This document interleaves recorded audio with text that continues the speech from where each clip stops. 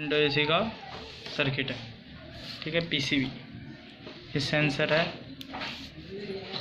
ये कैपेसिटर है, ये रहा। इसमें प्रॉब्लम आ गई, रिपेयर होने आया है इधर हमारी तरफ शॉप पे, ठीक है।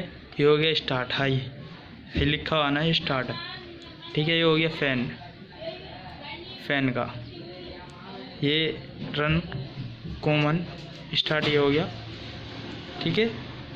ये आ गया मेन सप्लाई का, ठीक है। इसमें बहुत सारे कुछ है जो ये रिपेयर होता है, मतलब आईसी वगैरह हुई, ये ख़राब हो जाता है, इसका मोटर हुआ, स्विंग मोटर, ये सब होता है इसमें। फैन कैपेसिटर वगैरह ये सब होता है। एलजी का एसी है, ठीक है। एलजी एसी का सर्किट, ठीक, बहुत कुछ होता है ऐसा।